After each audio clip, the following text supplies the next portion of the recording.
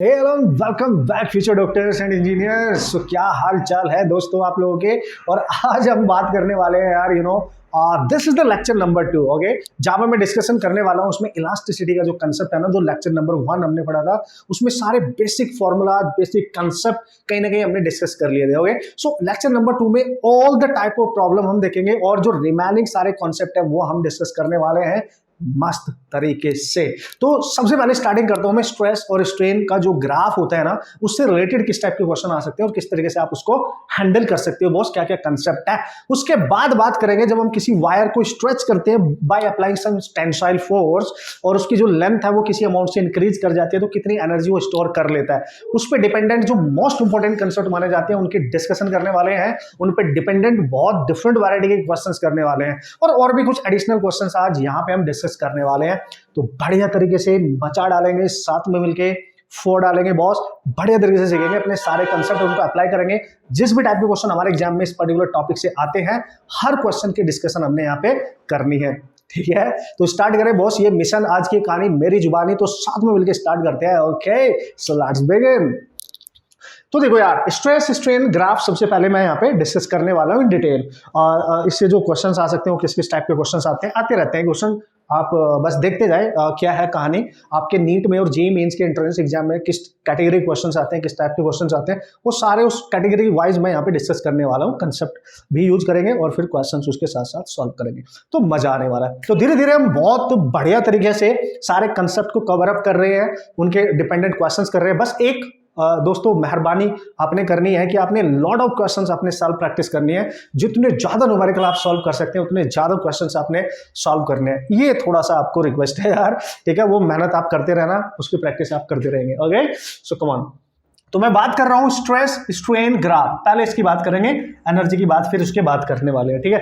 कम on. तो यहां पे जो ग्राफ हम नॉर्मली बनाते हैं, जैसे अगर मैं बात करूं डक्टाइल मटेरियल के लिए, ठीक है, जो डक्टाइल मटेरियल होगा आपका, अगर हम उसके लिए बात करेंगे तो डक्टाइल मटेरियल्स के लिए जो ग्राफ बनता है वो बहुत जल्दी ब्रेक नहीं होता है। जब हम उस पर फोर्स अप्लाई करते हैं तो बहुत टाइम लेता है ब्रेक होने में, फ्रैक्चर पॉइंट आने में बहुत टाइम लगता है। तो ग्राफ का जो नेचर है वो किस तरीके से आपको दिखाई देगा और डिफरेंस कैसे आप क्रिएट करोगे, वो सारी चीज देख लेते हैं। Okay, so come on.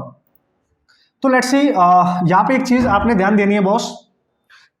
क्या सर? वाई एक्सिस पे आपने लिखना है स्ट्रेस और यहां पे लिखना है आपको एक्स एक्सिस पे स्ट्रेन। मतलब ये डिपेंड करेगा कि उसने कौन सी एक्सिस पे स्ट्रेस लिखा है, कौन सी स्ट्रेन। वो स्ट्रेन यहां पे भी लिख सकता है, स्ट्रेस यहां पे भी लिख सकता है, बट हम स्ट्रेस वाई एक्सिस पे लेके स्टडी कर रहे हैं और स्ट्रेन को एक्स एक्सिस पे लेकर स्टडी कर रहे हैं। तो देखो यार, ये जो ग्राफ आप किसी मटेरियल के लिए यूज करते हो, जब किसी मटेरियल के लिए आप यूज करते हो उस पर फोर्सेज अप्लाई करते हो, तो दो सिचुएशन यहाँ पे मोस्ट इंपॉर्टेंट है, इलास्टिक लिमिट तक और आपकी प्लास्टिक जो लिमिट होती है। मतलब इलास्टिक लिमिट तक वो अपनी शेप को रिगेन कर सकता है after removal the force, but जब एक बार गलती से वो अगर प्लास्टिक रीजन में एंटर कर गया तो अपनी शेप को ओरिजिनली वो रिगेन नहीं कर पाएगा, ठीक है। तो उसका फ्रैक्चर पॉइंट कितनी जल्दी आ रहा है, कितना लेट आ रहा है, ये सारा खेल यहाँ पे हम देखने वाले हैं। तो देखो यार, अकॉर्डिंग टू जब हम इनिशियली किसी भी बॉडी पे फोर्स अप्लाई करते हैं, टेंसाइल लेट्स सी मैं फोर्स अप्लाई कर रहा हूं उस पर इधर इधर इधर, तो धीरे धीरे इसकी जो लेंथ होगी वो धीरे धीरे इंक्रीज करती है, ठीक है। जो धीरे धीरे लेंथ होगी वो धीरे धीरे इसकी इंक्रीज करेगी, ओरिजिनल लेंथ इसकी जो भी होगी लेट्स सी एल। तो एक लिमिट तक ये प्रोपोर्शनल रह पाते हैं, स्ट्रेस एंड स्ट्रेन, ये हमने सबने पढ़ रखा है। तो stress is directly proportional to strain, ठीक है। इसको बोलते हैं प्रोपोर्शनैलिटी लिमिट। जहां तक ये डायरेक्टली प्रोपोर्शनल होते हैं तो उसका जो ग्राफ बनने वाला है, देखो डायरेक्टली प्रोपोर्शनल है तो ओरिजिन से स्टार्ट होगा, straight line straight line straight line, तो यहां तक जहां तक ये स्ट्रेट लाइन नेचर शो करेगा, जो हमारे मतलब की बात है वही हमने यहाँ पे लेनी है, उसी को हमने अच्छे से सीखना भी है, ठीक है। तो ये जो भी ग्राफ है दोस्तों आपके पास, आप ध्यान से देखिए, जो भी ग्राफ है आपके पास ये यहां से चलेगा और यहां तक जाएगा और इस पॉइंट तक ही स्ट्रेट नेचर शो कर रहा है, एकदम स्ट्रेट। अच्छा सर, ठीक है। और इस लिमिट को यहां पे हम बोलते हैं प्रोपोर्शनैलिटी लिमिट। आप पूरा लिख लेना, मैं PL लिख रहा हूं, प्रोपोर्शनैलिटी लिमिट, ठीक है। इसके बाद ग्राफ का नेचर हल्का सा कर्व बनता है ऐसे, फिर ऐसे होता है, ठीक है, ऐसे जाएगा। तो यहां पे एक लिमिट आएगी जिसको हम बोलेंगे इलास्टिक लिमिट, EL, है ना, इसको नाम दिया जाएगा इलास्टिक लिमिट, है ना। This is called as yield point भी कहते हैं इसको, यील्ड पॉइंट भी कहते हैं, मैं बताऊंगा आपको। उसके बाद ग्राफ डाउन होने लगेगा, डाउन डाउन प्लास्टिक लिमिट में, फिर ऐसे ऐसे जाके ऐसे ब्रेक करेगा। तो ये पॉइंट जो मिलेगा है फ्रैक्चर पॉइंट होता है, this is called as fracture point. जहां पे ब्रेक कर सकता है, टूट सकता है। और ये जो मैक्सिमम पॉइंट मिला टूटने से जस्ट पहले, ये पॉइंट होता है, यहां पे स्ट्रेस मैक्सिमम होता है। जो स्ट्रेस होता है ना, this is ultimate stress point इसको कहते हैं, जहां पे स्ट्रेस सबसे ज्यादा मैक्सिमम होगा इस पूरी कहानी के अंदर। तो इतना ग्राफ इस तरीके से वेरिएशन करता हुआ नजर आएगा। और आप देख सकते हैं इस पे जो स्ट्रेस है वो सबसे ज्यादा है। देखो यहाँ पे स्ट्रेस की वैल्यू सबसे ज्यादा है, क्योंकि वाई एक्सिस पे आप स्ट्रेस को रिप्रेजेंट कर रहे हो बॉस। तो आप देखते जाए, जो मेन पॉइंट है उसी की हम यहाँ पे बातें करने वाले हैं।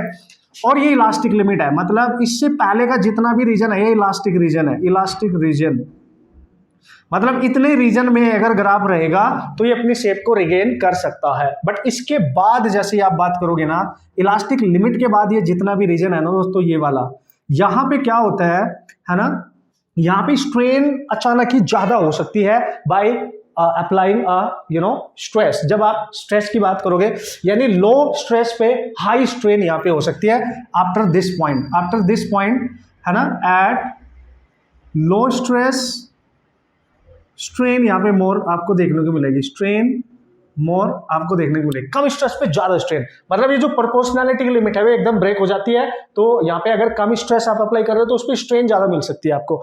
तो ये जो रीजन होता है दोस्तों, इसको प्लास्टिक रीजन कहते हैं।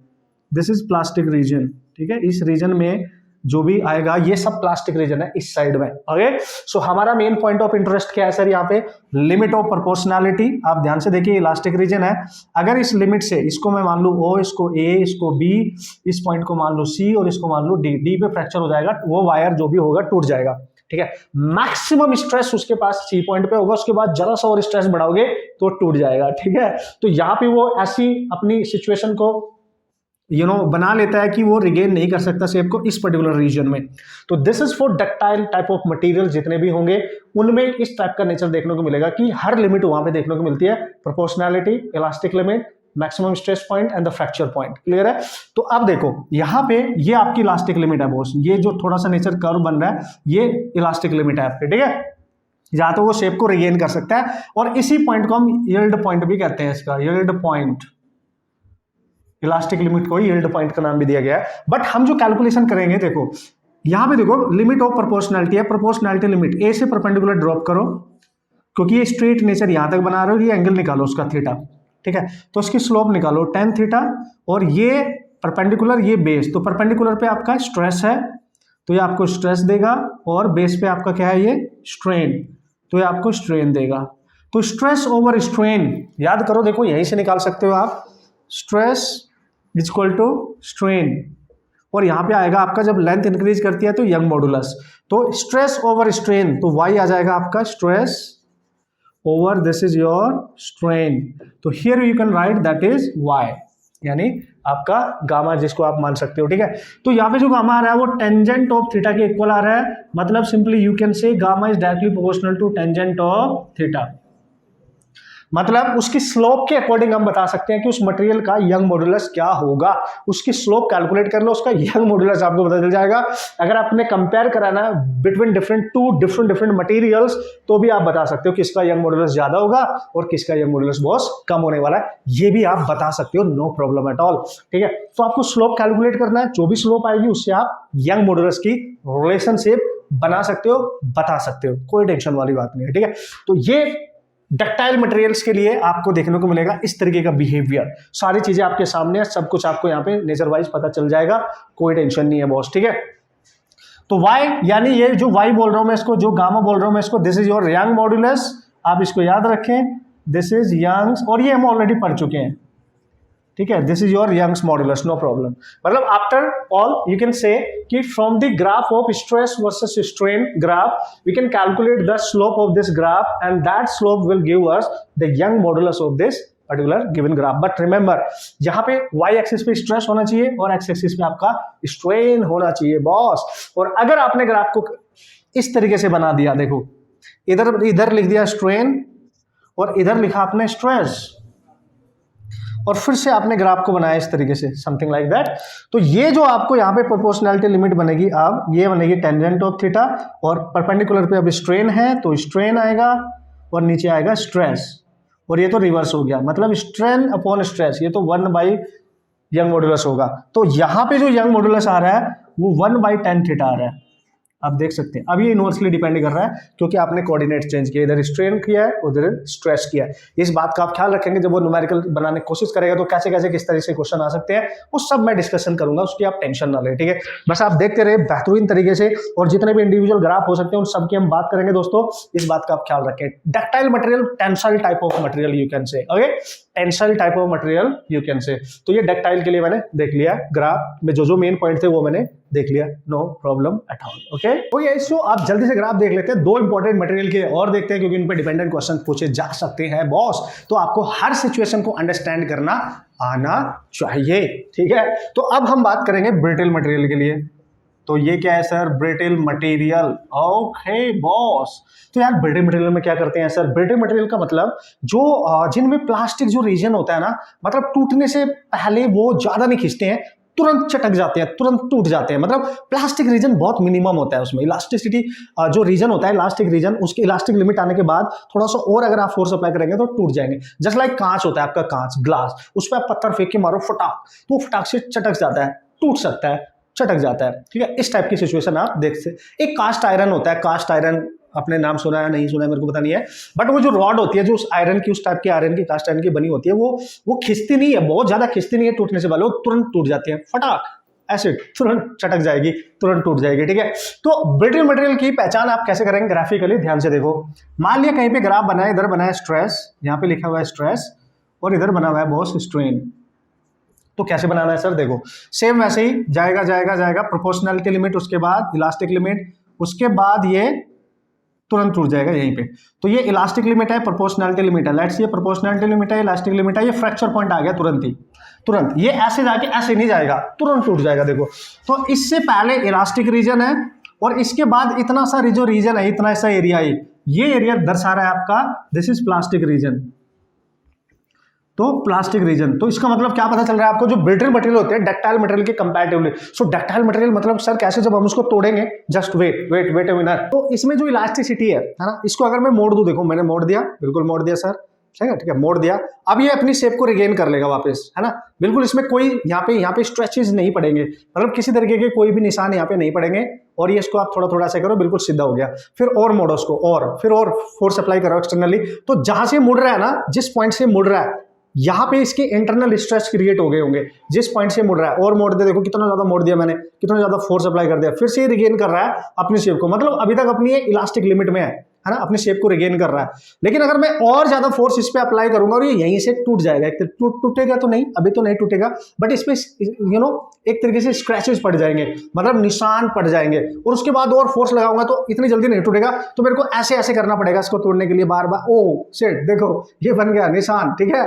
Oh my God, now look at here. अब ये अपनी ओरिजिनल शेप में नहीं आ पाएगा क्योंकि यहाँ पे निशान पड़ चुका है और ये मेरे से गलती से हो गया। अगर मैं इसको अब तोड़ना चाहता हूँ तो मेरे को बहुत बार इस पर फोर्स लगा करना पड़ेगा।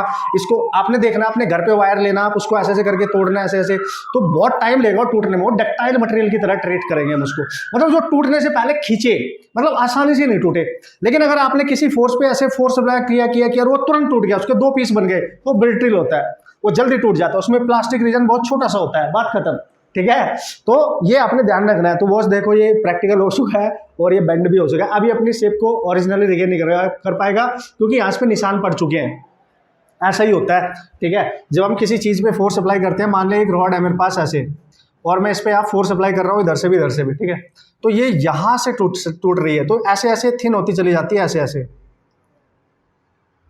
ऐसे होती चली जाती है, ऐसे सेक्शन और थिन होगी यहाँ से, फिर और थिन हो जाएगी ऐसे ऐसे, ठीक है, फिर ये और थिन हो जाएगी, फिर एक टाइम ऐसा आएगा जब आप फोर्स अप्लाई करते जाएंगे अलग ही हो जाएगी बिल्कुल, तो ये दोनों पीस बन जाएंगे, अलग अलग हो जाएंगे, ठीक है।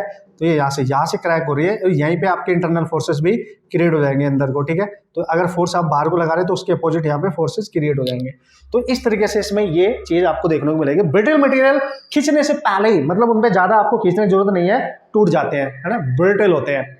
चटक जाना जिसको बोलते हैं, चटक जाना, टूट जाना, जरा सा फोर्स अपने अप्लाई किया, थोड़ा सा और किया, फटाक से टूट जाएंगे। ऐसे नहीं कि बार बार ऐसे करते रहे हम उसको, वो डक्टाइल के केस में होता है। मतलब उससे आगे का जो ग्राफ बनता है ये वाला, जिसमें अल्टीमेट स्ट्रेस पॉइंट आता है, वो इसमें आता ही नहीं है, वो जल्दी से टूटेगा, है ना, वो जल्दी आता है बट वो बहुत जल्दी आके टूट जाएगा। फ्रैक्चर पॉइंट इसमें बहुत जल्दी आ जाएगा, समझ गए होंगे आप। तो एक ही है। एक और मटेरियल होते हैं दोस्तों, वो बहुत ही अपोजिट बिहेवियर शो करते हैं। मतलब उनमें क्या होता है कि जरा सा भी स्ट्रेस आप लगाओगे उनमें स्ट्रेन बहुत ज्यादा क्रिएट हो जाती है ना। इनके जस्ट अपोजिट बिहेवियर शो करते हैं। उनको बोलते हैं हम लोग इलास्टोमर्स। ठीक है, उनको क्या कहते हैं सर? इलास्टोमर्स, उनको बोला जाता है इलास्टोमर्स। अच्छा सर ठीक है, बढ़िया है, no problem at all. Elastomers just like rubber है आपकी, सबसे बढ़िया तो एग्जाम्पल इसका रबर ही होता है।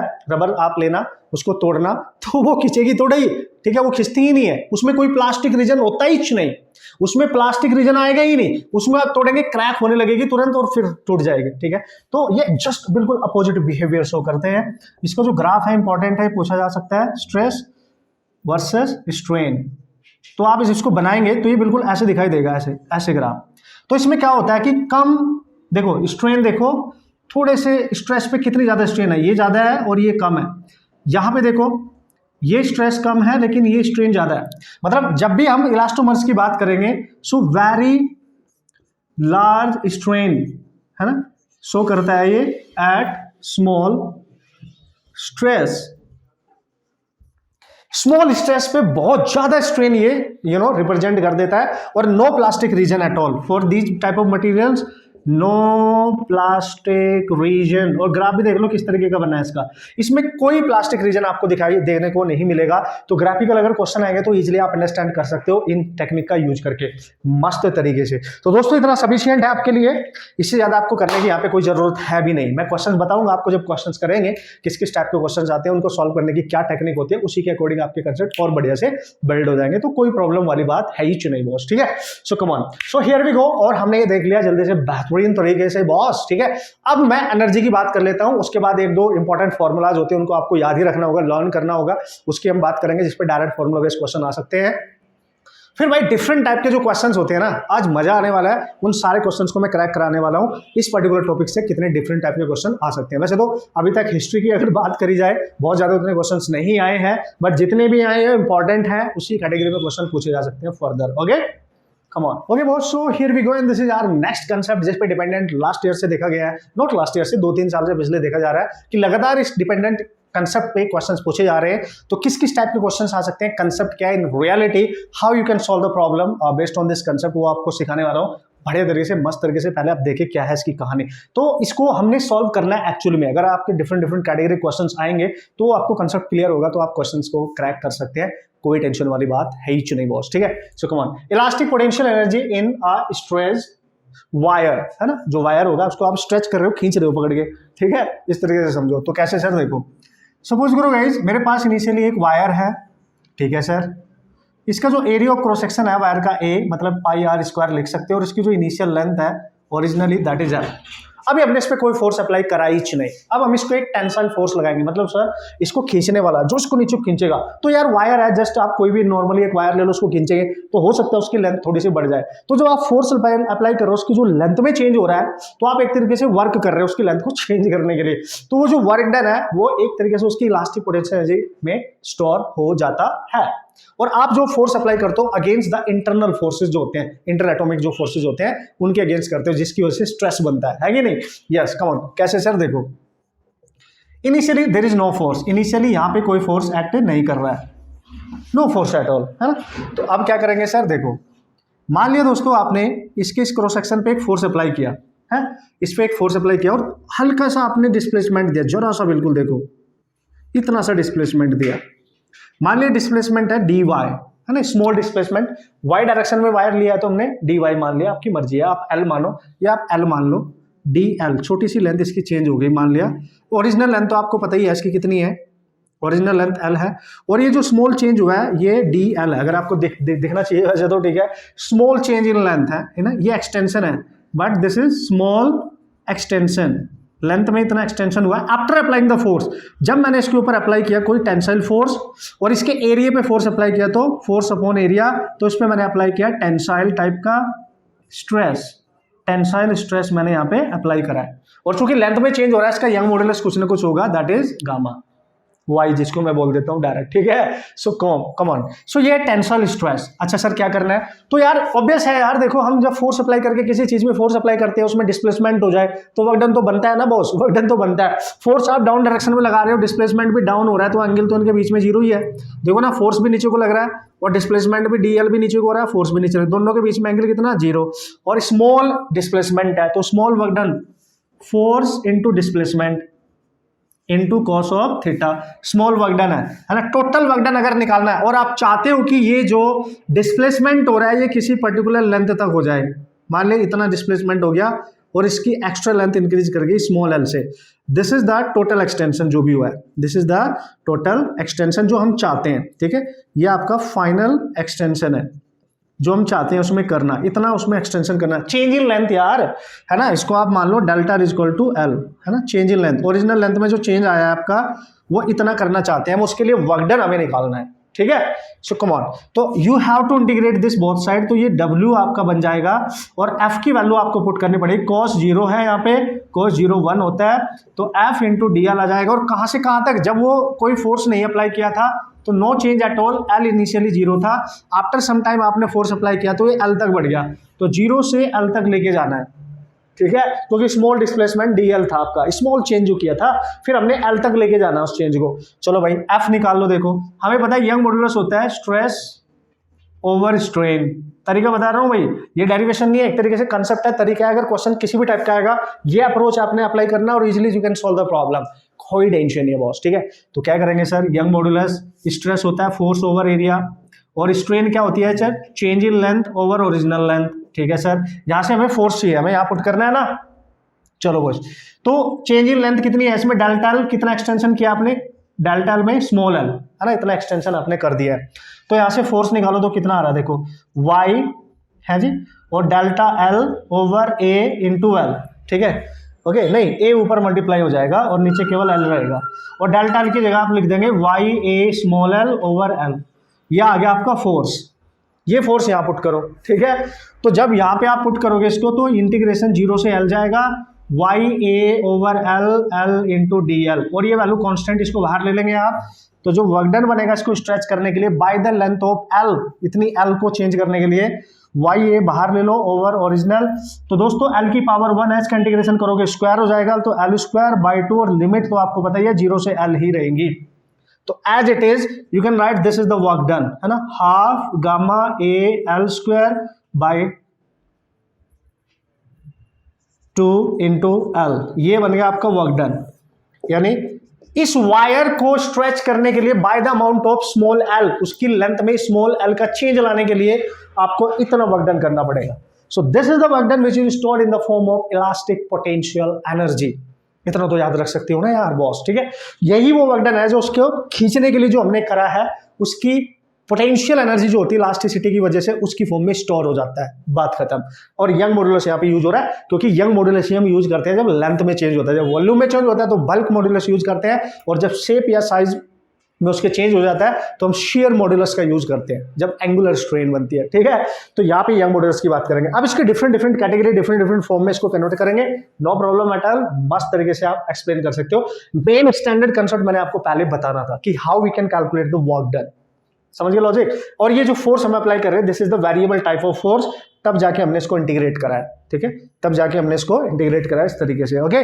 तो यार ये आप याद रखें, अब इसको डिफरेंट तरीके से आप कैसे रिप्रेजेंट कर सकते हैं वो सब सिखाने वाला हूं, इससे कैसे कैसे क्वेश्चंस आ सकते हैं वो सब सिखाने वाला हूं, कोई टेंशन नहीं है। कभी कभी अगर फोर्स आपका कॉन्स्टेंटली आप ग्रेजुअली अप्लाई कर रहे हो उसको, तो वर्क डन आप निकाल सकते हो एवरेज फोर्स लेके इनटू उसका डिस्प्लेसमेंट जो चेंज इन लेंथ होगी, इससे भी निकाल सकते हो, ठीक है, एक तरीके से, ठीक है। बट आपको इसी के अकॉर्डिंग मैं सिखा दूंगा, टेंशन मत लो आप, ठीक है। चलो आगे बढ़े, यस। ओके, सो ये एक तरीके से हमने कैलकुलेशन कर ली है, जो वर्क डन है हमारा जो स्टोर हो जाता है in the form of potential energy.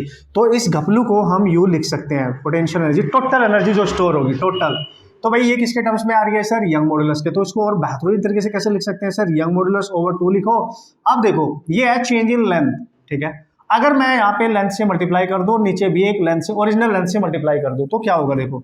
तो हम लिख सकते हैं ए और एल को एक साथ लिख लो, ए और एल हो गया सर, और ये एल स्क्वायर यहाँ पे करो, नीचे नीचे का एल जो है ये, है ना, ये एल स्क्वायर हो जाएगा, एल स्क्वायर हो जाएगा सर, बिल्कुल। तो इसको आप ऐसे लिख सकते हो y/2 a इंटू एल। ये क्या होता है, उस वायर का एरिया इंटू उसकी लेंथ, वॉल्यूम होता है। तो सर ये वॉल्यूम हो गया, इंटू देखो small L over capital L, इसका स्क्वायर कर दो पूरे का। और ये क्या है, देखो ये क्या है, this is strain. Now you can से स्ट्रेन यही तो होती है, this is change in length over original length. क्या बात कर रहे हो यार, ऑब्वियसली यार, तो this is change in length over the origin, इतना ही तो चेंज हुआ है, स्मॉल एल से तो चेंज करा हमने। तो हम इसको यू को क्या लिख सकते हैं, देखो half into young modulus into ये स्ट्रेन है और इसका स्क्वायर भी है, स्ट्रेन का square into volume of the wire, जो भी आपका वायर है। ये बन गया आपका standard expression for total energy stored in terms of volume. ठीक है boss, in terms of volume. अब अगर आप यहां पे क्या करने वाले हो, यंग मॉडुलस की वैल्यू पुट कर दो। यंग मॉडुलस होता है आपके पास stress, okay sir, over strain, बिल्कुल है सर। तो इसकी वैल्यू पुट करो, देखो तो यू आ जाएगा half into stress over strain, very clearly you can see, into what is that sir, strain का स्क्वायर इंटू वॉल्यूम। तो एक स्ट्रेन कैंसिल, ठीक है। तो नेट एनर्जी आपके पास आ गई हाफ। देखो फॉर्मूले पे मैं फोकस करूंगा, ये याद रखना है, ठीक है। अब ये वाला आ रहा है in terms of stress and strain, एक स्ट्रेन कैंसिल होगी तो एक ही बची, into volume of the wire. तो ये बन गया आपकी नेट एनर्जी बॉस, स्ट्रेस और स्ट्रेन के टर्म्स में, no problem at all. So just remember this, no problem, इसको इस तरीके से आप याद रखें। अब दोस्तों यहाँ पे अगर वो बात करता है, अगर वो आपसे एनर्जी ना पूछ के पूछता है एनर्जी पर यूनिट वॉल्यूम, पर यूनिट वॉल्यूम, अगर वो बात कर रहा है एनर्जी पर यूनिट वॉल्यूम, तो उसको हम स्मॉल यू से डिनोट करेंगे, मतलब टोटल एनर्जी को वॉल्यूम से डिवाइड करना पड़ेगा। मतलब हमें यहाँ पे जो ये फॉर्मूला आया था वॉल्यूम से डिवाइड कर दो, तो क्या बचेगा, half into young modulus into strain का स्क्वायर। ये तब ये फॉर्मूला यूज करना है, विदाउट वॉल्यूम यूज करना है, क्योंकि ये जो एनर्जी है ये पर यूनिट वॉल्यूम है। अब देखते रहिए ध्यान से, है ना, कंसेप्ट बेसिक है, मस्त है, टेंशन नहीं है, क्वेश्चन आते हैं। अगर इसको लिखना चाहोगे तो इसको लिखोगे स्मॉल यू, इसको वॉल्यूम से डिवाइड कर दो, तो जो बचेगा वो लिख दो हाफ स्ट्रेस इंटू स्ट्रेन, बस इस तरीके से लिख सकते हो। तो अगर आप लिख रहे हो इसकी यूनिट तो ये जूल में है, लेकिन अगर इसकी यूनिट लिख रहे हो तो जूल पर मीटर क्यूब है ये, क्योंकि ये joule per metre cube volume से डिवाइड किया गया। तो मतलब इसकी यूनिट क्या होगी sir, joule per metre cube. दोनों में फर्क है बॉस, जब वॉल्यूम से मल्टीप्लाई हो रखा है तो जूल में है, वॉल्यूम से डिवाइड कर दिया इस एनर्जी को, तो जो रिमेनिंग है वो जूल पर मीटर क्यूब है। Is this clear now? Okay cool, hope so आप समझ गए होंगे क्या इसकी कहानी, बेसिक तौर पे ध्यान से बढ़िया तरीके से ये सारी चीजें आपने याद रखनी है। भाई वो कन्वर्जन करने की बात करेगा यार, आपकी मर्जी, आप किसी भी तरीके से कन्वर्ट करते रहना, मस्त तरीके से, कंसेप्ट बेसिक आपका क्लियर होना चाहिए। ये एनर्जी उसने तब स्टोर करी है, ये वर्क डन हमने तब किया है जब हमने उस पर एक्सटर्नल फोर्स अप्लाई करा, उसको खींचने के लिए, उसको स्ट्रेच करने के लिए, बेसिकली समझ गए, उस पर टेंसाइल टाइप का फोर्स हमने एक्सटर्नली अप्लाई किया, हमने एक्सटर्नल वर्क डन किया है यहाँ पे, तब एक्सटेंशन हुआ है बॉस, बात समझिए, तब एक्सटेंशन हुआ है। अब एक मोस्ट इंपॉर्टेंट कंसेप्ट जिस पे डायरेक्ट उसका रिलेशन पूछा जाता है, उस पर न्यूमेरिकल डायरेक्ट आ सकता है। अगर ये एक रॉड है और मैंने इसको यहाँ पे बांध दिया है और मैं कोई फोर्स मत लगाऊं इसको, इस वायर पे, इसको खींचने के लिए, इसके खुद के वेट की वजह से, इतना ज्यादा वेट है कि उसकी खुद की वजह से इसकी लेंथ इंक्रीज कर गई, तो due to its own weight कितना एक्सटेंशन हो सकता है वो बात करेंगे अब उसके बाद न्यूमेरिकल ही करनी है, टेंशन मत लो, मुझे पता आप इंतजार कर रहे हो कि सर कुछ क्वेश्चंस कर लिए जाए, बिल्कुल करेंगे। ये छोटे छोटे बेसिक से कंसेप्ट है यार, इनको जल्दी से सीखना बहुत जरूरी है, इन पे डिपेंडेंट क्वेश्चन हर साल कहीं ना कहीं हमारे एग्जाम में आते रहते हैं, तो फिर हमें उसमें डरने की कोई बात है भी नहीं, ठीक है, उतने धांसू भी नहीं है, ठीक है। बट हाँ, मैकेनिक्स का अच्छा सा यूज कर रहे हैं यहाँ पे, सो ऑब्वियसली बन भी जाते हैं, फिर जहाँ मैकेनिक्स एंटर करती है ऑब्वियसली पता है आपको क्या होता है, हवा निकलती है, ठीक है। तो वो आपको कंसेप्ट बिल्कुल बढ़िया तरीके से अप्लाई करने आने चाहिए। ओके गाइस, तो उस पर्टिकुलर वायर के जिस पे हम फोर्स अप्लाई करके जिसको स्ट्रेच कर रहे थे, अब हम क्या चाहते हैं, उसके खुद के वेट की वजह से उसमें कितनी चेंज इन लेंथ हो सकती है, उसमें कितना एक्सटेंशन हो सकता है, या यू कैन से इलोंगेशन हो सकता है, ठीक है। तो उसकी लेंथ कितनी एक्स्ट्रा बढ़ सकती है ना, इंक्रीज कर सकती है, वो आपने समझना है simply. Okay, so how we can solve this, this is elongation और extension due to its own weight, खुद के वेट की वजह से। लेट्स से इसका खुद का जो वेट है वो घपलू है, तो दोस्तों इसमें जो चेंज इन लेंथ होगा इसके घपलू की वजह से, लेट्स से डेल्टा एल होगा, डेल्टा एल को आप स्मॉल एल लिखो या डेल्टा एल लिखो, आपकी मर्जी है, this is we have to calculate. अब इसको मैं सॉल्व करके दिखाऊंगा, इसका रिजल्ट आपने याद रखना है, वो बहुत इंपॉर्टेंट है, पूछा जा सकता है डायरेक्ट। तो डेल्टा एल आपका जो चेंज इन लेंथ होगा खुद के वेट की वजह से, वो होगा rho g L square over 2 Y. Y मतलब ये जो हमने गामा टाइप का लिया है यंग्स मॉडुलस। रो डेंसिटी है इसके मटेरियल की, अगर उसको हम यूनिफॉर्म मान रहे हैं, रो जी एल स्क्वायर उसकी ओरिजिनल लेंथ है 2y, this is Young's modulus. ये तो आप समझ ही जाएंगे, यंग्स मॉड्यूलस, सिंपल है, नो प्रॉब्लम एट ऑल। अब इसको वेट के टर्म्स में भी आप लिख सकते हैं दोस्तों। किसके टर्म्स में सर? वेट के टर्म्स में। अब वेट के टर्म्स में ये क्या होगा, इसकी वैल्यू क्या होगी, उसको भी आप बना सकते हैं। तो कोई फंडे वाली बात नहीं है, उस तरीके से आप इसको कन्वर्ट भी कर सकते हैं, ठीक है। चलो भाई, in terms of its weight, तो वेट के टर्म्स में आप इसको लिख सकते हो delta L equal to, convert करोगे क्योंकि वेट आपको पता ही है m इंटू जी आपने यहाँ पे लेना है, मास को आपने कन्वर्ट कर देना वॉल्यूम इंटू डेंसिटी से, तो मैं यहाँ पे डायरेक्ट लिख रहा हूँ, ठीक है। So weight into L, okay, ये आ जाएगा इंटू जी, रो जी, तो W L over this is A भी आ जाएगा, तो 2a, ठीक है। तो अब Young modulus as it is लिख देंगे, तो रो जी हट गया, एक एल हट गया, रो जी एल, ठीक है। तो यहाँ पे आ गया इसका वेट इंटू एल इसकी ओरिजिनल लेंथ 2ay, ये इसके है वेट के टर्म्स में, W is the weight, density के टर्म्स में ये है, ठीक है। एक्सटेंशन जो हुआ है उसमें जो एक्स्ट्रा इंक्रीज हुई है लेंथ, सिंपल है। तो due to its own weight you have to remember this relationship, you have to remember this formula, ये आपको लर्न कर लेना है, याद कर लेना है, कोई टेंशन नहीं है बॉस। अब दोस्तों कुछ मोस्ट इंपॉर्टेंट सी कंसेप्ट यहाँ पे हमने देख लिए हैं, इनका यूज करके न्यूमेरिकल कैसे आ सकते हैं, हम उनका क्वेश्चन कैसे सॉल्व कर सकते हैं, ये मैं सिखाने वाला हूँ। एक छोटा सा रेशियो हम यहाँ पे देखते हैं, पॉइजन्स रेशियो, ओके। उस पर डिपेंडेंट कुछ फॉर्मूलाज होते हैं, वो आपने याद ही रखने हैं, कोई टेंशन तो है ही नहीं, ठीक है, क्योंकि फॉर्मूला डायरेक्ट पूछ ले जाता है यार एग्जाम में, उस पर डायरेक्ट डिपेंडेंट क्वेश्चन पूछ ले जाते हैं, तो इग्नोर नहीं कर सकते। वैसे भी इतना लेंथी तो है नहीं, 2 ही लेक्चर में हमने इसको कंप्लीट भी कर लिया है, तो उतनी ही प्रैक्टिस आपने करनी। PYQs में जितने भी क्वेश्चन आ चुके हैं उनको फोड़ना है, जाके देखना है, सॉल्व करना है, आप आराम से क्वेश्चन सॉल्व कर सकते हो यार, क्या बात कर रहे हो आप, आराम से क्वेश्चन सॉल्व किए जा सकते हैं, ठीक है। अब देख ले जल्दी से पॉइजन्स रेशियो क्या है ये बला, ओके। तो ये पॉइजन्स रेशियो नॉर्मली ये आपको बताता है कि यार जब हम किसी लेंथ को इंक्रीज करते हैं, किसी वायर की लेंथ इंक्रीज करती है, तो साइमल्टेनियसली उसका जो डायमीटर है, उसकी जो रेडियस है वो कम होती है। अगर लेंथ बढ़ रही है तो कम होगी, लेंथ घट रही है तो वो ज्यादा हो जाता है ऑब्वियसली। तो अगर मेरे पास इस तरीके का एक मटेरियल है जिसकी लेंथ L है ओरिजिनली, और मैं इस पर फोर्स लगा रहा हूं, तो ये इस तरीके से एक्सटेंड कर जाएगा, इस तरीके से एक्सटेंड करके इतना बड़ा हो गया, देखो, ठीक है। तो इसकी जो फाइनल लेंथ होगी, इसमें जो चेंज हुआ है, L ओरिजिनल है इसकी लेंथ और डेल्टा L हो जाएगी, लेकिन साइमल्टेनियसली इसका जो डायमीटर है देखो कम हो गया, ये कम हो गया कि नहीं डायमीटर। तो इसका जो साइज है, पहले इतना था डाया, रेडियस इतनी थी, अब इतनी सी रह गई। तो इसका चेंज इन डाया जो होता है, डाया में जो चेंज हो रहा है, ठीक है, और इसकी लेंथ में जो चेंज हो रहा है, इनका रेशियो जो होता है बेसिकली स्ट्रेन जो क्रिएट हो रही है। तो Poisson's ratio sigma is defined as lateral strain over longitudinal, ठीक है, strain, you can write this, no problem. मतलब लैटरल स्ट्रेन मतलब जो डायमेट्रिकली चेंज हो रहा है उसमें, है ना, जो उसकी रेडियस में चेंज हो रहा है, जो लॉन्गिट्यूड, देखो लॉन्गिट्यूड लेंथ ऐसे बढ़ रही है, डायमीटर उसके परपेंडिकुलरली कम हो रहा है, तो ऐसे लिख सकते हैं आप। तो डायमीटर की स्ट्रेन क्या लिखेंगे, delta D change in diameter over original diameter, और नेगेटिव लेना है over delta L over L, ये तो लॉन्गिट्यूडनल स्ट्रेन है। नेगेटिव क्यों लिया सर, क्योंकि लेंथ अगर बढ़ रही है, ठीक है, तो आपका डाया कम हो रहा है, इसलिए नेगेटिव ले लिया हमने। So this is the formula for this particular ratio, the Poisson's ratio, you have to remember this simply guys. कभी कभी हम इसमें डायमीटर की जगह रेडियस भी लिख सकते हो, क्योंकि डायमीटर आपको पता है 2r होता है, तो 2 तो कैंसिल हो जाएगा, तो minus delta r over r लिख सकते हो आप, this is lateral strain and delta L over this is longitudinal strain, no problem at all. Okay, so guys इसकी जो theoretical value होती है, theoretical value, इसकी जो रेंज होती है सिग्मा की, वो -1 से 0.5 के बीच में लाई करती है, ध्यान रखेंगे, थियोरिटिकल वैल्यू होती है इसकी।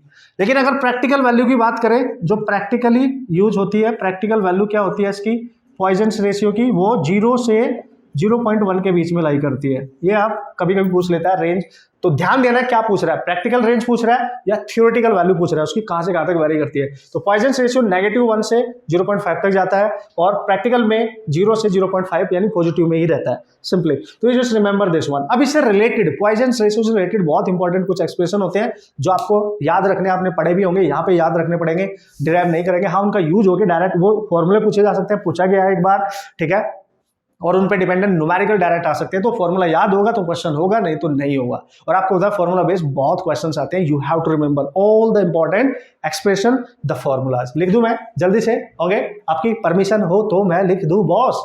हंस रहे हो आप? तो लिख देता हूँ, ठीक है दोस्तों। तीनों फॉर्मूलेज मैंने लिख दिया है, ढूंढो कहाँ लिखे हैं मैंने, आप ढूंढो खुद से।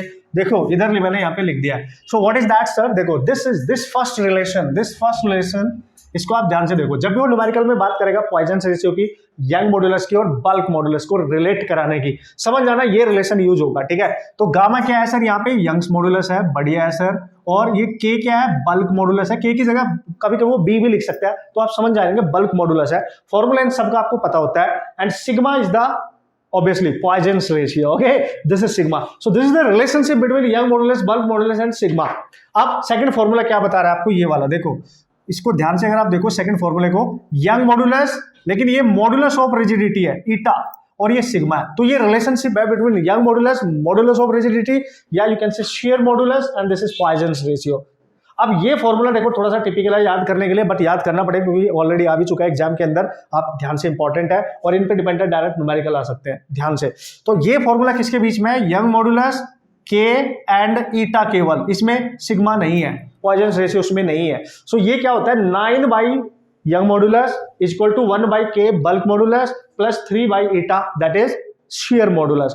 तो इस वाले फॉर्मूले में सिग्मा नहीं है, इन दोनों में सिग्मा है। सारे फॉर्मूले अपने नाम से पहचान में आ रहे हैं कौन किसके बीच में है, ठीक है। इस तरीके से आप याद रखेंगे दोस्तों। इंपॉर्टेंटली यूज कैसे करूंगा मैंने बोला ना, न्यूमेरिकल के थ्रू सिखाऊंगा, टेंशन मत लो। कंसेप्ट मैंने सारे डिस्कस कर लिया है बॉस, कंसेप्ट क्या है, अब इनका यूज करके आप न्यूमेरिकल कैसे कैसे सॉल्व कर सकते हो, किस तरीके से सॉल्व कर सकते हो। सारी मुद्दे की बात वही है कि how many number of problems, different type of problems you can solve by using all these concept। In concept का यूज कैसे करें, क्वेश्चन जब आएंगे हमारे सामने तो हम क्रैक कैसे करें उनको, अब ये है मुद्दे की बात। तो चले बढ़े आगे मिशन की तरफ, करें क्वेश्चन सॉल्व मस्त तरीके से, ओके। सो रेडी स्टडी रहना। अब जल्दी से देख लो, आप एक बार रिवीजन जल्दी से मार दो उसको, जिससे कि मैं भी अपना माइंड थोड़ा सा शांत करूं, थोड़ा सा बोलना कम करूंगा। उतने में आपने जल्दी से अपना जो भी हमने अभी पढ़ा है उन सारे फॉर्मूले को, सारे कॉन्सेप्ट को रिवाइज कर डालो न्यूमेरिकल करने से पहले। अच्छा सर कैसे? लाइव क्लास तो चल नहीं रही है, हम तो स्टॉप करेंगे, पॉज करेंगे, पीछे जाएंगे, देखेंगे, आपको आगे पीछे घुमाते रहेंगे, है हमारी मर्जी है। आप तो हमारे हाथों की कठपुतली हो, हम जब चाहे आपको रोक सकते हैं, जब चाहे आपसे। यस, ये तो आप सही कह रहे हो यार, हाँ ये तो आप सही कह रहे हो, बिल्कुल सही कह रहे हो। लेकिन क्वेश्चंस तो करने का ना बॉस, क्वेश्चन तो करने ही पड़ेंगे, नहीं तो रिवाइज करना तो बनता है ना boss. Yes okay boss, so here we go and this is the first question. और हाँ एक चीज और, मैं यहाँ पे जो भी क्वेश्चन डिस्कस करने वाला हूँ वो सारे कंबाइंड टाइप के होने वाले हैं। जो कंसेप्ट अभी सीखे हैं उन पे डिपेंडेंट भी होंगे, ऑब्वियस है वो तो होंगे ही होंगे, बट जितने भी कंसेप्ट हमने अभी लास्ट स्टेज में पढ़ लिए उन सब पे यूज करके क्वेश्चंस अब आएंगे। आपने कॉमनली क्वेश्चंस को अटेम्प्ट करना है, सारे कंसेप्ट आप सीख चुके हैं, ठीक है बॉस, ठीक है मस्त तरीके से। तो आज का जो पहला क्वेश्चन है मजा आ जाने वाला है, आपके दिमाग के तार खुलने वाले हैं, उसका यूज करो आप। कंसेप्ट का जो भी कंसेप्ट जितने भी आपने पढ़े हैं वो कुछ भी हो सकता है, सारे कंबाइंड टाइप के क्वेश्चन मैं लेने वाला हूं। आज के जो कंसेप्ट है उस पर डिपेंडेंट भी रहेंगे और जो प्रीवियसली ऑलरेडी हमने इसमें पढ़ लिया वो भी रहेंगे। सो मस्त तरीके से आप देखते जाए, पढ़ लो क्वेश्चन को। Here we go, this is the first question, जल्दी से देख लो। डेटा क्या गिवन है बॉस इसमें, इसको आप देख लो, रीड करो मस्त तरीके से, इजी वे में आपने समझना है। जो डेटा गिवन है उसको लिखना है, फिर कंसेप्ट अप्लाई करना है, फिर सोचना है कि यार कौन सा फंडा यूज करूं, कैसे करूं। ऐसे क्वेश्चन आने के 100% चांस होते हैं मेंस में और नीट के एंट्रेंस एग्जाम में। ओके सिखा मैं दूंगा, टेंशन मत लो, ठीक है। दिमाग लगाओ, बट दिमाग तुमने लगाना है एग्जाम, क्योंकि आप लोगों ने ही देना है बॉस, ठीक है। तो उसने बोला a solid sphere of radius R made of material of bulk modulus K, ठीक है sir, is surrounded by a liquid in a cylindrical container, okay, something like that। आप ऐसे समझ सकते हो कि ये कंटेनर है हमारे पास, ठीक है, okay, this is the container. और उसने बोला है सॉलिड स्फीयर है, तो सॉलिड स्फीयर कहीं ना कहीं ऐसा उसमें रखा होगा, बिल्कुल है ना, ऐसे रखा है, ये सॉलिड स्फीयर है, ओके। अब इस सॉलिड स्फीयर की कुछ ना कुछ तो रेडियस होगी ऑब्वियसली, जो मटेरियल यहाँ पे, और लिक्विड में है ये, बिल्कुल ऐसा, तो लिक्विड में है ये, बिल्कुल बिल्कुल बिल्कुल बिल्कुल, आप ध्यान से समझो बात को, ये लिक्विड में है इस तरीके से, चारों ओर इसके लिक्विड है। फिर बोल रहा है a massless piston of area A floats on the surface of the liquid when a mass m is placed on the piston, okay to compress the liquid। एक पिस्टन है जो यहाँ पे फ्लोट कर रहा है, इसको आप पिस्टन मान लो, दिस इज योर पिस्टन। इस पिस्टन का जो एरिया होगा वो आप देख लेंगे, ये आपका पिस्टन है, दिस इज द पिस्टन, और इस पिस्टन के ऊपर एक मास रखा गया है यहाँ पे, इसका मास मान लो आप स्मॉल m पिस्टन के ऊपर, तो इसको कंप्रेस करेगा, प्रेस करेगा तो स्फीयर को कंप्रेस करेगा। एक तरीके से आप देख, ये जो भी फोर्स अप्लाई करेगा स्फीयर के ऊपर अप्लाई होगा पिस्टन के through. Okay sir, compress the liquid, the fractional change in the radius of the sphere delta r over r is fractional change. तो यार देखो, ये जो पिस्टन है ये इसके ऊपर है, इसके सरफेस के, और ये मास है, ये अपना वेट इस पे अप्लाई कर देगा और ये कंप्रेस होगा, ये मान ले कंप्रेस होकर इस तरीके से आपको नजर आ रहा है। तो बोल रहा है जो रेडियस में चेंज हो रहा है उसका फ्रैक्शनल चेंज बताओ, डेल्टा आर जो चेंज हुआ है रेडियस में, जो रेडियस चेंज होगी ओवर ओरिजिनल, ये वैल्यू बतानी है। डेल्टा आर जो रेडियस में चेंज आया है ओवर ओरिजिनल उसकी रेडियस, उसका रेशियो बताना है। This is the fractional change, we have to calculate. So think about the concept. चूंकि ये सॉलिड स्फीयर की एक बात कर रहा है और लिक्विड की वजह से वहां पे जो कंप्रेशन क्रिएट हो रहा है उस मास पिस्टन पे जो मास रखा है उसकी वजह से फोर्स लगने के बाद, और फिर वो लिक्विड कंप्रेस हो रहा है तो लिक्विड स्फीयर को कंप्रेस करेगा। समझो बात को, लिक्विड स्फीयर को कंप्रेस करेगा। तो यहाँ पे बल्क मॉडुलस का केस यूज हो रहा है और बल्क मॉडुलस हमने के माना है और ये क्लियर भी है। और याद करो बल्क मॉडुलस क्या होता था दोस्तों, आपके पास स्ट्रेस, बल्क मॉडुलस जो होगा वो वॉल्यूमेट्रिक स्ट्रेस और वॉल्यूमेट्रिक ही स्ट्रेन भी होगी। V मतलब वॉल्यूमेट्रिक, ठीक है। तो स्ट्रेस को कैसे लिख सकते हैं आप लिखते थे फोर्स अपॉन एरिया, और स्ट्रेन को कैसे लिखते थे, change in volume upon original volume, और ऑब्वियसली नेगेटिव होगा बट हम यहाँ पे मैग्नीट्यूड ही कैलकुलेट करेंगे, ठीक है। कुल तो हम क्या लिख सकते हैं, K इक्वल टू हम लिख सकते हैं फोर्स अपॉन एरिया। तो जो फोर्स एक्ट कर रहा है इसके ऊपर, एक तरीके से मास इसका वेट होगा, तो फोर्स का काम यहाँ पे इसका वेट कर रहा है, और वो किस एरिया पे एक्ट कर रहा है, एरिया जो भी है A, किसके टर्म्स में आंसर बनाना है, ए के टर्म्स में आंसर बनाना है। तो हम लिख सकते हैं यहाँ पे mg ओवर ए, ये तो हो गया, और यहाँ पे लिखा हमने डेल्टा v ओवर v। तो इसको इधर लेके आओ आप, k को नीचे लेके जाओ, तो हमें चाहिए delta v over v finally. तो ये बन गया mg बाई k, नीचे आएगा a पहले से है तो ag, नो a k, ठीक है जी, a k। लेकिन ये तो वॉल्यूम का फ्रैक्शन आया है बॉस, है ये तो वॉल्यूमेट्रिक स्ट्रेन आई है, हमें रेडियस की स्ट्रेन चाहिए, लाइक है ना, रेडियल है ना, चेंज इन रेडियस ओवर ओरिजिनल, ये तो वॉल्यूम है। अब हमें ये निकालना पड़ेगा इसके रेडियस के टर्म्स में, तब आपका आंसर आ जाएगा। तो इसको आप मान लो equation number first, this is your first equation. Now how you can solve the problem. जो वॉल्यूम चेंज हो रहा है वो स्फीयर का, और स्फीयर का वॉल्यूम होता है दोस्तों 4/3 पाई आर क्यूब, ध्यान से समझो। और जो चेंज हो रहा है इसमें, चेंज है ना, स्मॉल चेंज हो रहा है, आप इसमें, ये तो कांस्टेंट है, ये तो कांस्टेंट वैल्यू है आपकी, तो यहाँ पे आप एरर मेथड यूज कर सकते हैं, delta v over v power s की 3 मल्टीप्लाई करो डेल्टा r ओवर r। तो आप देख सकते हो यहाँ से डेल्टा v ओवर v की वैल्यू आ गई 3 times of delta r over r, तो यहाँ पे पुट कर सकते हैं इसकी जगह, तो 3 into delta r over r is equal to mg by A K. तो हमें ये चाहिए केवल, तो delta r by r you can write this is mg by 3 into A K. This is your final strain in radius, you can say the fractional change, okay, in radius. This is your final answer. Check out your options. तरीका क्या है, आराम से समझो boss, तरीका क्या है उसको समझो, कंसेप्ट को समझो, उसको अप्लाई करो, मस्त तरीके से क्वेश्चन आप सॉल्व कर सकते हो। क्या बात कर रहे हो यार, मस्त तरीके से हर कैटेगरी क्वेश्चन आप सॉल्व करके आ सकते हो। अब चले नेक्स्ट क्वेश्चन की तरफ। होप सो आपने समझा होगा कंसेप्ट क्या है, फॉर्मूला क्या है, किस तरीके से सॉल्व करना है, ये सब। तो आप सोच रहे होंगे सर इलास्टिसिटी की बात कर रहे थे हम, पोटेंशियल एनर्जी की बात कर रहे थे हम, तो स्ट्रेस स्ट्रेन ग्राफ की बात कर रहे थे, क्वेश्चन तो हम कर ही नहीं रहे, कराऊंगा ना, अभी कराऊंगा, हर टाइप के क्वेश्चन करेंगे, टेंशन मत लो, ठीक है। So here we go, and this is the question number 2, और जल्दी से आप इसको देख लेंगे, इसको पढ़ लेंगे, इसमें जो गिवन इन्फॉर्मेशन उसको पहले लिखेंगे, फिर सोचेंगे कौन सा कंसेप्ट, कौन सा फॉर्मूला आपने यूज करना है, तो क्वेश्चन हो जाएगा, टेंशन नहीं लेने का, क्वेश्चन हो जाएगा बॉस। तो क्वेश्चन में बोला है a material has Poisson's ratio, wow मजा आ गया। तो ऑलरेडी इसमें दे रखा है पॉइजन्स रेशियो दैट इज 0.5, अच्छी बात है सर, मस्त, मतलब पता चल गया सर हमें कौन सा फॉर्मूला यूज करने वाले हैं जिसमें पॉइजन रेशियो यूज हो रहा होगा। 3 फॉर्मूला मैंने इंपॉर्टेंटली आपको लिखा है, अगर उनके बिना उनमें भी कोई फॉर्मूला नहीं हुआ तो फिर क्या करेंगे बताऊंगा ना, पहले देख लेते हैं क्या गिवन है। उसने बोला if a uniform rod, okay, of it suffer a longitudinal strain, उत्तरी लॉन्गिट्यूडनल स्ट्रेन दे रखी है, मतलब डेल्टा एल ओवर एल दे रखा है 2 × 10⁻³ अच्छी बात, बढ़िया बात।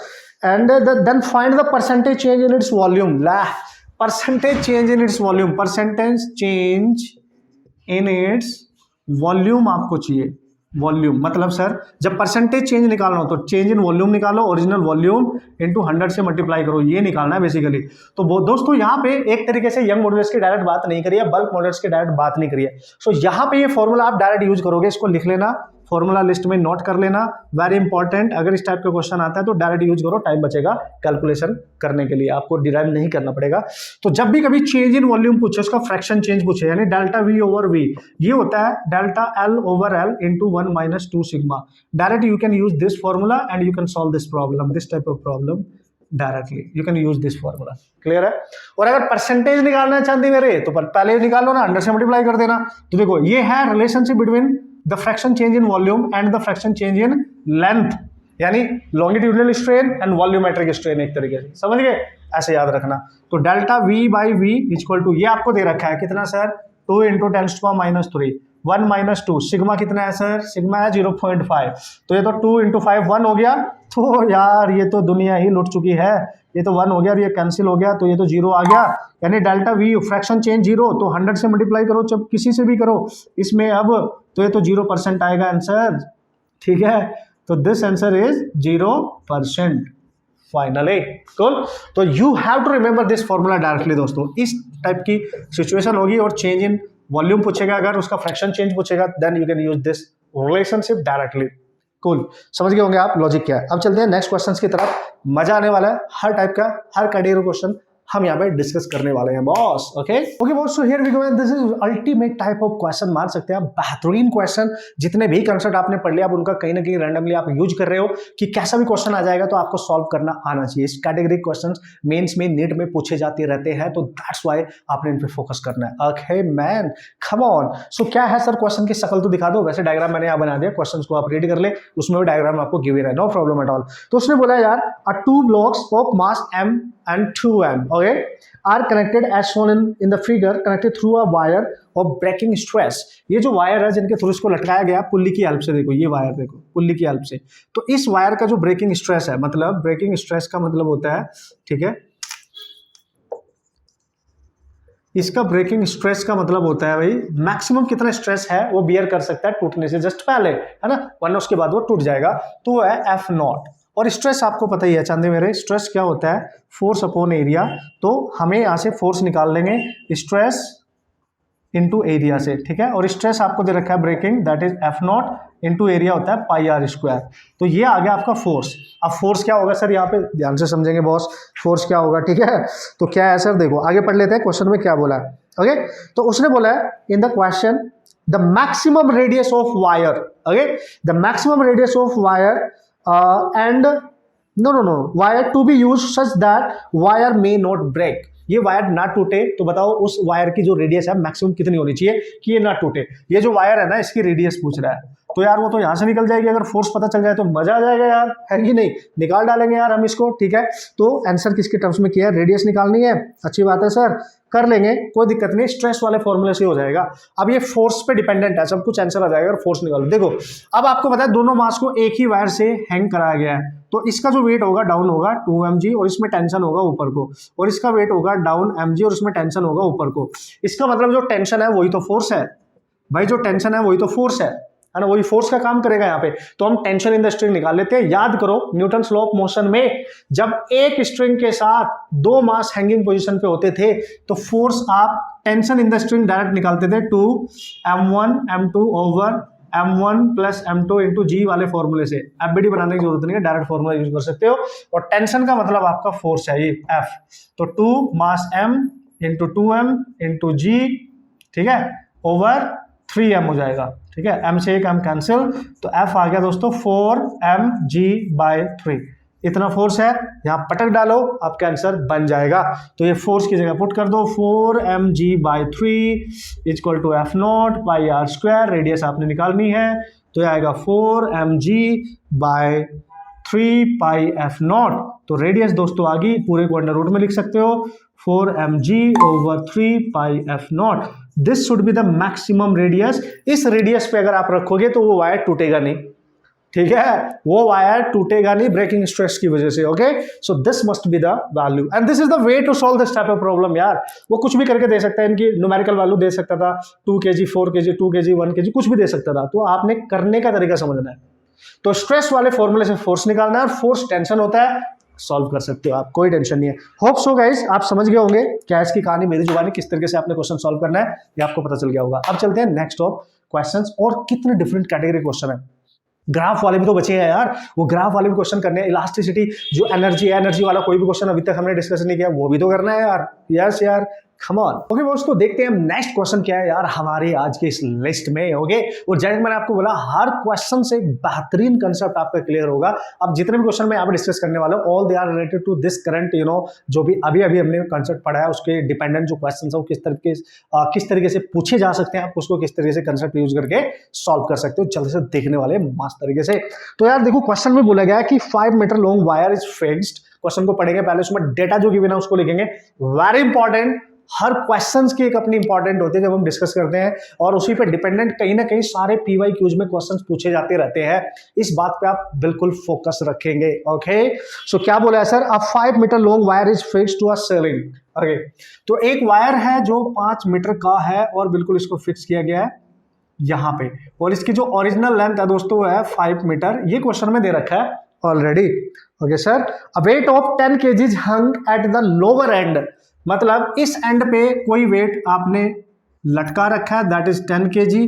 तो ये वेट इसको खींचने के लिए जो फोर्स अप्लाई करेगा, जो इसका वेट होगा उसी के इक्वल होगा, दैट इज 10G। मतलब इतना फोर्स ये अप्लाई करेगा, भाई यही खींच रहा है ना इसको, तो फोर्स यहाँ पे इतना होगा। ये आप ध्यान रखेंगे बॉस, एक मास आपने यहाँ पे लटका रखा है, वो इसको खींचेगा और जो उसका फोर्स होगा वो लिखेंगे mg। हमें पता है ना, जो यहाँ पे फोर्स अप्लाई करेगा ये वेट, दैट इज mg।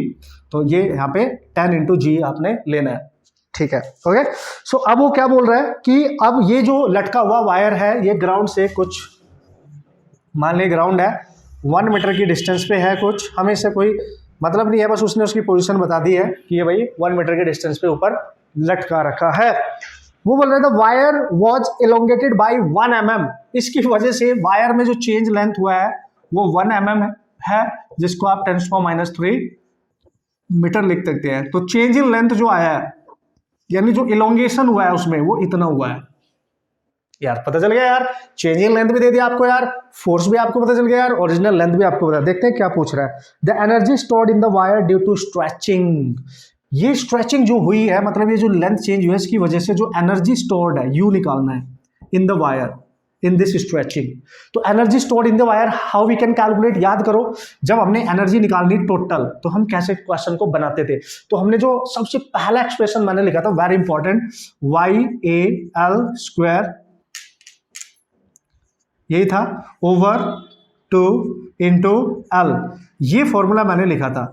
तो जब भी ऐसा कोई क्वेश्चन आएगा ना जिसमें फोर्स गिवन हो, चेंज इन लेंथ गिवन हो, और आपसे वर्क डन पूछे या एनर्जी स्टोर्ड पूछे या वर्क डन पूछे, उसको स्ट्रेच करने के लिए बाय दिस लेंथ, भाई ये जो एनर्जी है यही तो आपका वर्क डन है, यही तो निकाला था हमने। तो दोस्तों इसको हम फोर्स के टर्म्स में कन्वर्ट करेंगे, क्योंकि यहाँ पे यंग मॉडुलस वगैरह की बात नहीं करी है। तो जो यहाँ से फॉर्मूला निकल के आएगा, वेरी इंपॉर्टेंट, आप क्या करेंगे, यंग मॉडुलस को रिप्लेस कर देंगे। आपको पता है ये होता है स्ट्रेस ओवर स्ट्रेन, और जो फॉर्मूला मैं दिखा रहा हूँ बहुत इंपॉर्टेंट है, नीट में इसके बहुत क्वेश्चन इस पर डिपेंडेंट डायरेक्ट पूछे गए, पिछले 2-3 साल से लगातार पूछ रहा है। जो फॉर्मूला अब लिखा रहा हूं मैं, जाके सॉल्व कर लेना सारे क्वेश्चंस। तो स्ट्रेस को आप क्या लिख सकते हो, फोर्स ओवर एरिया, और स्ट्रेन को लिख सकते हो change in length over original length, ठीक है। यहां से आप क्या करेंगे, इसकी वैल्यू को रिप्लेस कर सकते हो आप। जब इसकी वैल्यू को देखो यहां से रिप्लेस करोगे तो y × A, ठीक है, y × A, ठीक है सर, L सबसे ऊपर जाएगा, और आपका y × A मैंने रिप्लेस करना है, यहाँ से y × A, ये जो A है ना जब नीचे आएगा इधर, तो यहाँ बचेगा F × L over delta L, ये बचेगा देखो आपके पास। तो यहाँ पुट करो तो एनर्जी जो आएगी वो आएगी YA की जगह FL, L² पहले से है, चेंज इन लेंथ है, स्मॉल l यहाँ पे चेंज इन लेंथ होता था डेल्टा L, इसका आप ख्याल रखेंगे, ये डेल्टा L है जिसको हमने स्मॉल l लिखा है, और L² हो गया, मतलब इसको आप डेल्टा L ही लिख लो उसकी जगह, ठीक है सर, और 2 × ओरिजिनल लेंथ इंटू ये हमने इसकी जगह लिखा है डेल्टा L, तो एक डेल्टा L कैंसिल, ये L कैंसिल, तो U आपके पास आ गया ½ × F × delta L। And this is most important expression, इससे डायरेक्ट क्वेश्चंस आप सॉल्व कर सकते हो, इसलिए इसको याद रखना। ये मैंने वहां पे कंसेप्ट में नहीं लिखा है आपको, इसलिए यहाँ बता रहा हूँ, याद रखना, very very very important guys, ठीक है। So this is the energy stored in stretching the wire, और this is the work done to stretch the wire, एक ही बात है। तो ये पूछे वर्क डन पूछे एनर्जी पूछे, ये यूज करना, डायरेक्ट यूज करो, आंसर आ जाएगा आपका, आपको कुछ नहीं करने की जरूरत है, मैंने चेंज करके आपको दिखा दिया। You have to remember this formula, इसको भी आप अपनी फॉर्मूला लिस्ट में शुमार कर लो क्योंकि सबसे ज्यादा क्वेश्चन डायरेक्ट इससे पूछे गए हैं, ठीक है। पुट करो अब देखो सारी वैल्यूज। हाँ, फोर्स क्या है सर, इसका वेट यानी mg। डेल्टा एक्सटेंशन कितना है सर, 10⁻³ तो आप लिखेंगे हाफ इंटू एम है 10 इंटू जी 10 इंटू 10⁻³ तो now you can see very clearly ये 10⁻² है, ये 1 है तो 10⁻1 बचेगा बाई 2, ठीक है बॉस। तो यहाँ पे बच जाएगा u इक्वल टू 0.5 इंटू 10⁻1 यानी इसको लिख सकते हो 0.05 जूल। इतनी एनर्जी इसमें स्टोर हो चुकी होगी। This is the energy stored in that particular wire and you have to remember this concept very clearly. ये फॉर्मूला डायरेक्ट यूज करेंगे, मैं फिर बोल रहा हूँ, मेंस और जेई में और नीट में आपके बहुत क्वेश्चन इस पर डायरेक्ट पूछे गए हैं। इस फॉर्मूले का यूज करके आप डायरेक्ट कर सकते हो क्वेश्चन। कभी वर्क डन पूछ लेता, कभी एनर्जी स्टोर पूछ लेता, बस आपने थिंक अबाउट फोर्स, वहां क्या फोर्स गिवन है उस पर्टिकुलर सिचुएशन में, उसका यूज करो, आपको क्वेश्चन हो जाएगा, ठीक है। कम ऑन, कर लेंगे ना मस्त तरीके से, नो प्रॉब्लम एट ऑल, आप क्वेश्चन कर सकते हैं। अब देखेंगे हम नेक्स्ट क्वेश्चन। तो इस क्वेश्चन के करने से हमें क्या हुआ, ये नया कॉन्सेप्ट, यहाँ पे नया फॉर्मूला सीखने को आपको मिल गया। सो मस्त है, वहां पे मैंने डिस्कस नहीं करा था तो यहाँ पे इसके अकॉर्डिंग देखो कुछ चीजें ऐसी होती है अपने आप क्लियर हो जाती है, इसलिए क्वेश्चंस को ध्यान से करना बहुत जरूरी होता है, सारे कंसेप्ट उसमें छुपे होते हैं, ठीक है। ओके गाइस, सो देखते हैं हम नेक्स्ट क्वेश्चन क्या है, उसमें क्या कहानी है उसकी और किस तरीके से हम सॉल्व कर सकते हैं। बस जैसे कि मैं हमेशा बोलता हूं, क्वेश्चन में गिवन डेटा आपने अच्छे से लिख लेना है, फिर सोचना है कि कॉन्सेप्ट क्या है, फॉर्मूला क्या है। ओके सो कम ऑन, सो मिलके फोड़ेंगे, फिर तो कोई टेंशन नहीं है, मैं साथ में हूं आपके। उसने बोला the ratio of young modulus of material of 2 wires is this. 2 अलग अलग वायर हैं, उनके मटेरियल अलग अलग हैं, ये वायर 1 मान लो और ये वायर आपका 2 मान लो आप, ठीक है। इसका मटेरियल का यंग मॉड्यूलस इतना है, इसका यंग मॉड्यूलस इतना, और वो रेशियो दे रखा है y1 over y2 that is 2:3, ऐसे दे रखा है, ठीक है sir, 2:3। If the same stress is applied on both, अगर दोनों पे स्ट्रेस सेम अप्लाई कर रहे हैं, इसका स्ट्रेस और इसका स्ट्रेस सेम है, दोनों पे सेम स्ट्रेस आप अप्लाई कर रहे हो, अच्छी बात है सर। फिर क्या बोल रहा है सर आगे, then the ratio of elastic potential energy per unit volume, तो इसमें स्ट्रेस सेम अप्लाई किया लेकिन मटेरियल अलग है, इसमें एनर्जी स्टोर हो गई, लेट्स सी पर यूनिट वॉल्यूम पूछ रहा है, एनर्जी पर यूनिट वॉल्यूम, याद करो उसको स्मॉल यू बोलते थे और इस एनर्जी को बोलते हैं एनर्जी डेंसिटी, है ना। जब एनर्जी पर यूनिट वॉल्यूम होती है तो उसको एनर्जी डेंसिटी बोलते हैं। तो लेट्स सी इसकी U1 है और इसमें जो स्टोर होगी वो U2 है, और याद करो ये स्ट्रेस दे रखा है आपको, स्ट्रेस स्ट्रेन की बात ही नहीं करी उसने।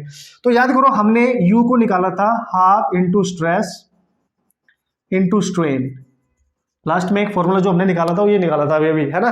तो आपने स्ट्रेस की बात कर रहा है, स्ट्रेन की बात नहीं कर रहा है, इसको रिप्लेस कर दो, और यंग मॉड्यूलस की बात कर रहा है तो आपको पता है यंग मॉड्यूलस होता है स्ट्रेस ओवर स्ट्रेन, या आपने अकॉर्डिंगली करना है चेंज, जो भी करना होगा। तो स्ट्रेन को मैं यहां से हटा रहा हूं, तो स्ट्रेन को आप लिख सकते हो स्ट्रेस ओवर यंग मॉड्यूलस, तो इसकी जगह लिखो, तो जो फॉर्मूला बन के आएगा दैट इज स्ट्रेस तो पहले से ही है, स्ट्रेन की जगह आएगा स्ट्रेस ओवर यंग मॉड्यूलस।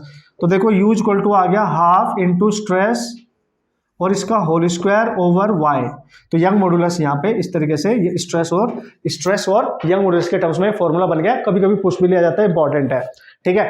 अब उसने बोला दोनों केस में स्ट्रेस तो सेम है, तो देखो भाई ये कांस्टेंट है, स्ट्रेस सेम हो गया, तो जो एनर्जी डेंसिटी है, एनर्जी पर यूनिट वॉल्यूम, वो केवल यंग मॉड्यूलस पे डिपेंड कर रही है, और अगर इस पे इतनी है तो इसकी एनर्जी को लिखूंगा y1, इसके लिखूंगा y2, और इसके इनवर्सली प्रोपोर्शनल है तो y2 अपॉन y1, बस पुट कर दो डायरेक्ट, आंसर बन जाएगा यार, ठीक है। जो सेकंड वाला मटेरियल है उसका यंग मॉड्यूलस ऊपर जाएगा क्योंकि इनवर्सली है ना, तो हमें u1 ओवर u2 चाहिए, जबकि हमें दे रखा है y1 ओवर y2 2/3, तो ये आ गया 3/2। देखो डायरेक्ट ही आ गया कि नहीं आंसर।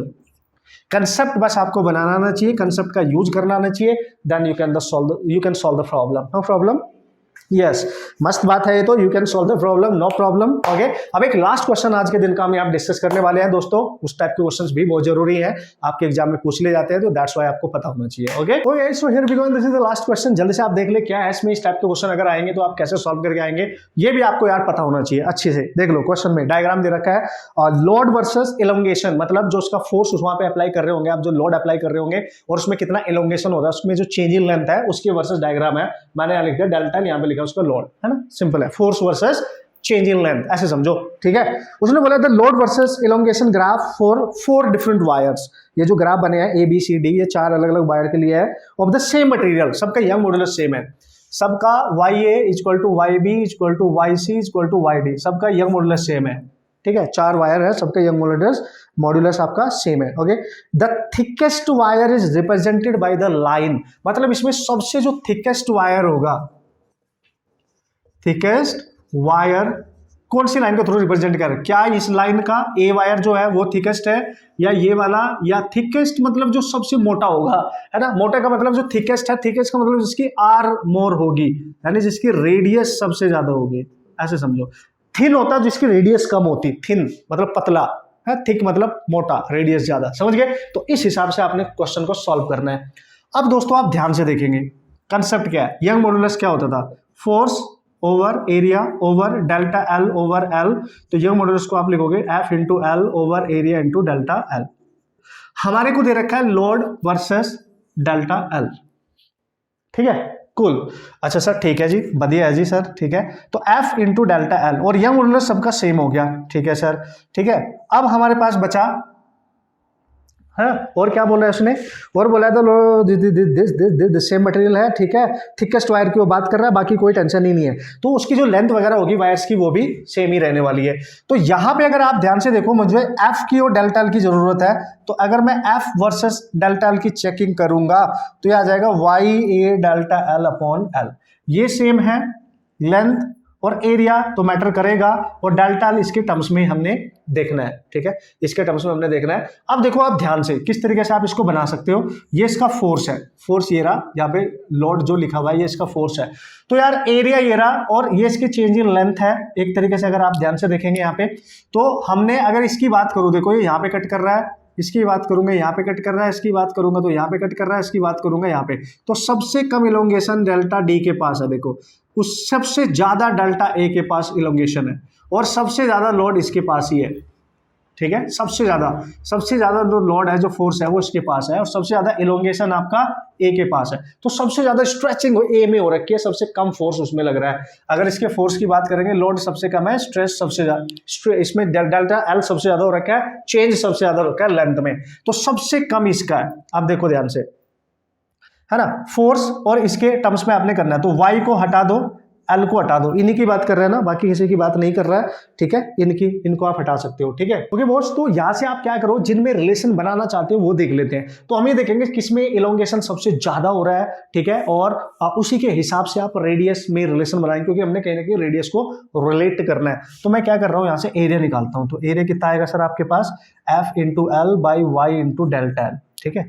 अब हमने एरिया ये होता है, और इस एरिया को हम पाई आर स्क्वायर मान सकते हैं, बाकी सारी चीज आप कांस्टेंट मान लेना, नो प्रॉब्लम एट ऑल, इसी से आप बता सकते हैं, ठीक है बॉस।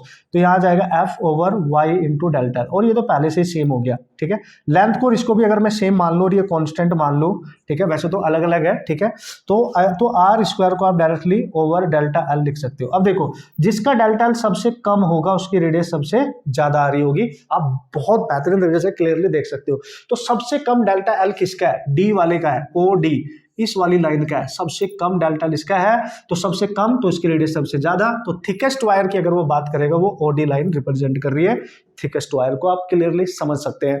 और इस पे जो अगर इसके ग्राफ के अकॉर्डिंग देखा जाए, लोड सबसे ज्यादा है, अगर मैं इसको कांस्टेंट नहीं मान रहा हूं तो फिर आर स्क्वायर जो डायरेक्टली प्रोपोर्शनल है एफ ओवर डेल्टा एल, तो ये फोर्स भी ज्यादा है और इसका ये कम है, तो फोर्स ज्यादा ये कम, तो ये ओवरऑल वैल्यू आपकी इंक्रीज करेगी, तो रेडियस आपकी इंक्रीज करेगी। ऐसे आप मतलब समझ सकते हो, कंसेप्ट लगा सकते हो इस तरीके से, है ना, इस तरीके से आप इमेजिन कर सकते हो। तो यार जब भी वो थिकेस्ट की बात करें, थिनेस्ट की बात करें, तो आपने चेक करनी है उसकी रेडियस, ठीक है, उसके इलोंगेशन के हिसाब से कैसे वेरी कर रही है, और उसी के हिसाब से आप बता सकते हैं। तो ये थे यार बहुत सारे क्वेश्चंस हमने यहाँ डिस्कस कर रहे हैं, सारे कंसेप्ट कहीं ना कहीं हमने इसमें कवर अप कर लिए। हम जाके क्वेश्चंस आप सॉल्व करेंगे, जितने पीवाई क्यूज में आपके क्वेश्चन आए होंगे तो हर कैटेगरी क्वेश्चन आप सॉल्व कर सकते हैं, no problem at all. Okay, so practice कर लेना मस्त तरीके से, क्योंकि नेक्स्ट जो हम स्टार्ट करेंगे, फिर हम बात करने वाले हैं नेक्स्ट चैप्टर में जो से रिलेट करता है, मतलब जो मैकेनिकल प्रॉपर्टीज हम अभी सॉलिड की पढ़ रहे हैं, हम उसकी फ्लूइड की पढ़ेंगे, तो फ्लूइड मैकेनिक्स की हम कहीं ना कहीं बात करेंगे। ओके, तो सारे क्वेश्चन इसके सॉल्व कर लेना, कोई भी डाउट होगा आप पूछ सकते हो, no problem at all guys. मिलेंगे नेक्स्ट लेक्चर में मस्त तरीके से, ऑसम कॉन्सेप्ट के साथ, ऑसम से लेक्चर के साथ। Okay, and all the best.